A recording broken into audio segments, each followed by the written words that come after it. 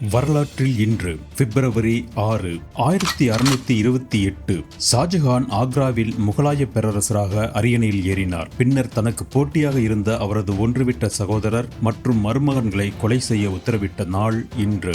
1918 great Britain 30 வயதுக்கு மேற்பட்ட பெண்களுக்கு முதன்முதலாக வாக்குரிமை வழங்கிய நாள் இன்று.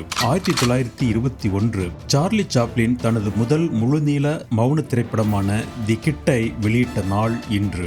1959 இந்தியாவில் முதன்முதலாக பெண் ஒருவர் கேரள உயர்நீதிமன்றத்தில் நீதிபதியாக நியமிக்கப்பட்ட நாள் இன்று. 2002 இந்திய எல்லைக்குள் நுழைந்த பாகிஸ்தான் உளவு விமானத்தை இந்தியா சுட்டு வீழ்த்திய நாள் இன்று. 2005 மிக நீண்ட காலமாக, அதாவது 2838 நாட்களாக பிரிட்டிஷ் பிரதமராக பதவி வகித்தவர் என்ற பெருமையை டோனி பிளேயர் பெற்ற நாள் இன்று.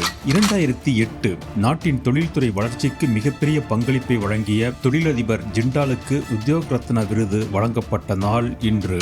2018 எலான் மஸ்கின் நிறுவனமான ஸ்பேஸ் எக்ஸ் உலகின் மிக சக்தி வாய்ந்த ராக்கெட்டான ஃபால்கன் ஹெவியை ஏவிய நாள் இன்று. 2022 70 ஆண்டுகள் பிரிட்டிஷ் ராணியாக இருந்த முதல் பெண் என்ற பெருமையை ராணி 2ஆம் எலிசபெத் பெற்ற நாள் இன்று.